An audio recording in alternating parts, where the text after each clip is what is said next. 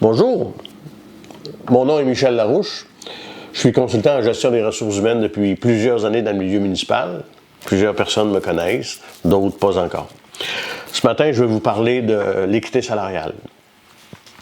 Quelques notions de départ. Dans le fond, l'équité salariale, on entend souvent des gens qui disent est-ce que c'est un exercice de relativité salariale, l'équité interne, l'équité externe? C'est tous des termes qui sont associés à, évidemment, l'équité salariale au sens de la loi. Parce qu'il faut faire une distinction.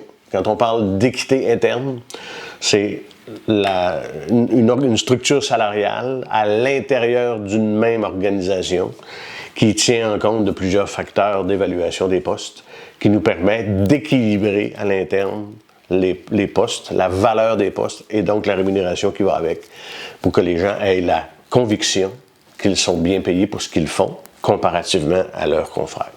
Ça, c'est l'équité interne. L'équité externe, c'est la comparaison avec l'extérieur de l'entreprise, donc le marché externe. Le marché, il peut être local, régional, provincial.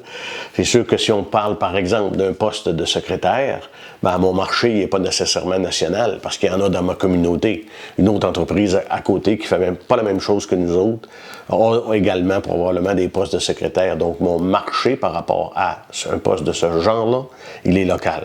Mais si j'ai un coordonnateur des travaux publics, qui est différent du contremaître et du surintendant ou du directeur, ben, ma comparaison est peut-être plus régionale ou provinciale. C'est ce qu'on appelle l'équité externe.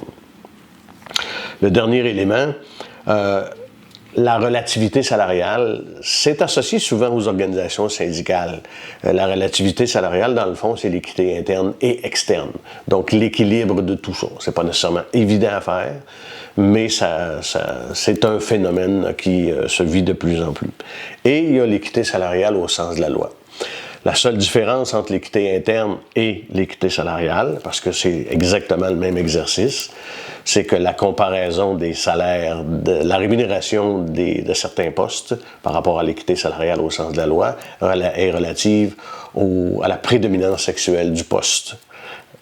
Alors que l'équité interne, elle, ne tient pas compte du facteur prédominance sexuelle du poste. C'est, dans les grandes lignes, les différences importantes au niveau de ces éléments-là.